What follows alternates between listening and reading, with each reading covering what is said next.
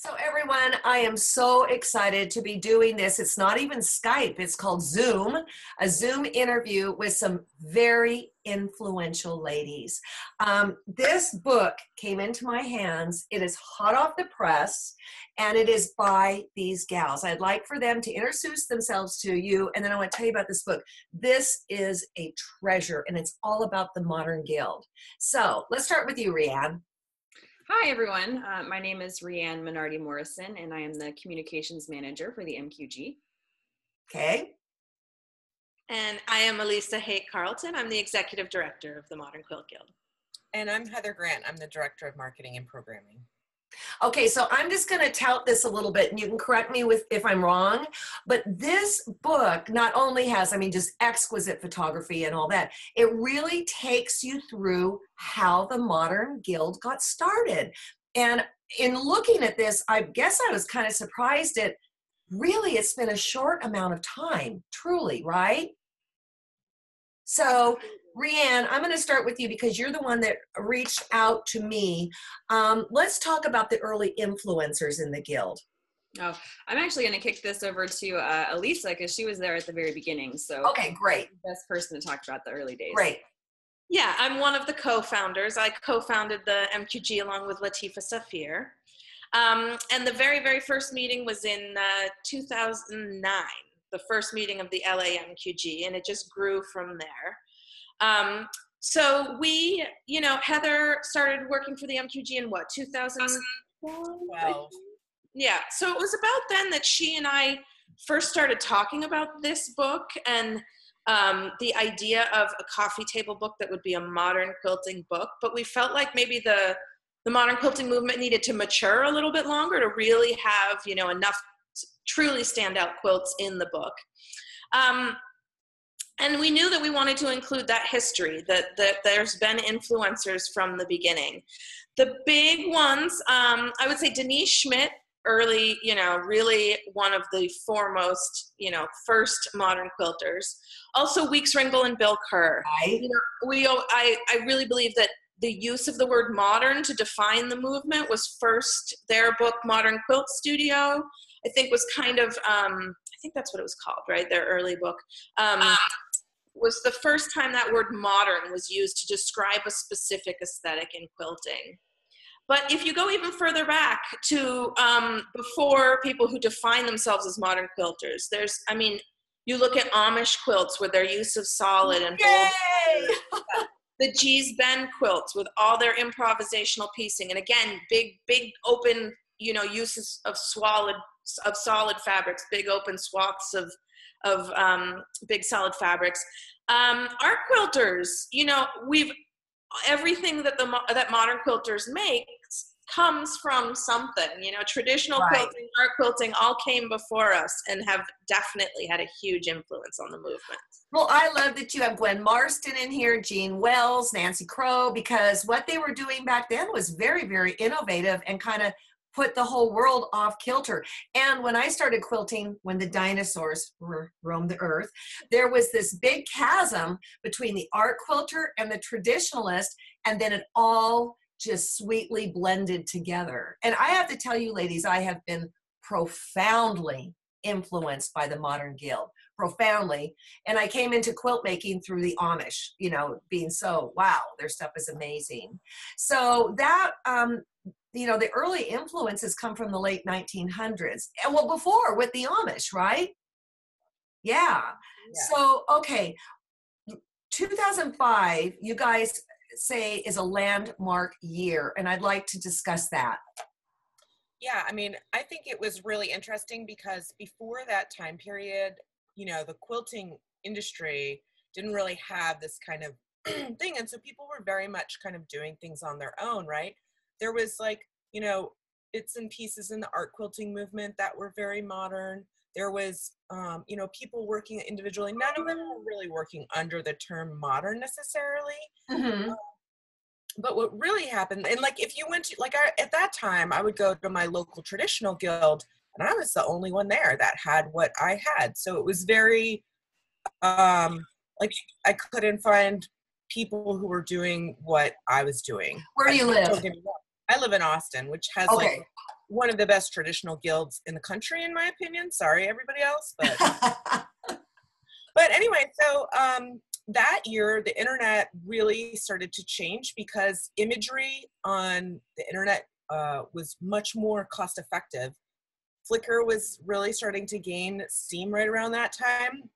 Digital cameras were pretty inexpensive at this point. Like, you know, just a few years earlier, a digital camera, like when I was in college, was like $550. And that's completely unaffordable for Right. someone in their early 20s who is, you know, trying to make it out on their own away from their parents for the first time. So the digital camera started to change in price.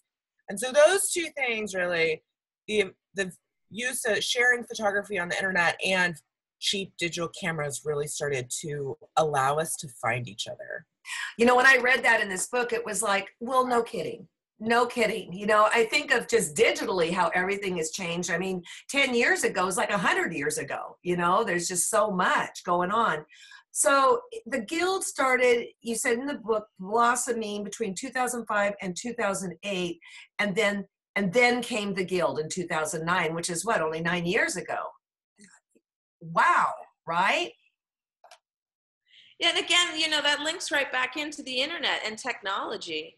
That I really feel the modern quilting movement and then the guild following the beginnings of the movement really were able to grow as quickly and forcefully as it has because of the internet. It's just made it so easy for everybody to find each other. You know, So, I'm sorry, do you guys feel, I love in the book how you talk about modern traditionalism, like with Victoria Findlay Wolf winning the first time, you know, you've got minimalism, solid, you know, solid color palettes, you've got it all divided up in this beautiful book.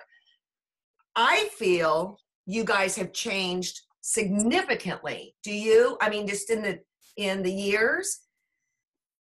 The work. Oh, you're muted, honey. I think, you know, like any art form, there's like this kind of natural progression, and where we were in QuiltCon 2013 is much different than where we are now. And so like, if you go back, there was a Flickr group that was really central in connecting us all called Fresh Modern Quilts, which was founded by Rossi Hutchinson. And if you go back to those early quilts, like where we are now, it's like light years away. I mean, modern quilters have evolved as they've learned more about quilting too. Like they look out more and we're continually getting influences from all areas of our quilting community. So, and you can see that start to get even more and more reflected into the work. Well, one of the things that my degree, I have a generic degree in art, okay, nothing spectacular, but I was probably pretty good at graphic design. And I mean, just the graphics of the quilts, they're just perfect. And then when we had Jackie Gearing on the quilt show and she talked about straight line quilting, and that's what I was doing before we got on this interview. It's just mind boggling what's coming out from people's hands, you know? The other thing I want to talk about is that in the beginning, I thought you had to be 19 to be in the Modern Guild, and that is simply not true. So look who just snuck in here. Say hi. Oh, hi. My husband. I didn't know if you were live. Hi. Yeah, we're live. Thank you. Who would like to speak to the demographic? Because that to me was amazing when I went to the show in Pasadena a couple of years ago. Yeah, I mean, I can speak to it. Yeah, I mean, it's about an aesthetic. It's not about an age. And it's just that aesthetic, I think, appeals to a broad age demographic. An 18-year-old can go to QuiltCon and fall in love with the quilts they see and picture them in their own bedroom, or, you know, a college student in their dorm room, or you know, a 30, 40-something with a really modern house that they've really taken care to curate and have all the things they love, and they can see these quilts in their homes. And that applies to somebody who's older, who's been quilting forever and ever, and just it's an aesthetic. It's not an age. And I just think I'm a member. Yeah, exactly. And I want to talk about the show. When I went to it in Pasadena, not last year, but the year before, it blew my mind. I didn't know what to expect, and what I got was so much better than what I could even imagine. So, I mean, you ladies have done just a beautiful job. How is it different than, say, if you're going to Houston or something like that? Well, Houston is gigantic. Yeah. I mean, Houston is gigantic, and it has like every type of quilting. Like Houston is, you know, I love Houston. It's just great because you get everything. Our show is a little different because we're very focused. We're just looking at one area of our quilting world, the modern quilt world, and all of our exhibits tie into that. So that's what I think is different. So it's a little bit smaller. Our workshop level is really high, though. I think we're the second or third largest educational size show, but in terms of square footage, we're probably like a mid to large show, but nothing quite like Houston. Everyone needs to go to Houston. Well, no, see, I'll tell you something else that I found were the vendors. It's a completely different vendor experience. It's fun and games. It's engaging. Like the Cotton and Steel girls were there, you know, putting on, I don't know if they were fake tattoos or real. I think one year a bunch of old ladies went and got tattoos, right? Yes, we had tattoos on the show floor. Yeah. Tattoo artists on the show floor. You don't have to do that, people. You don't have to do that.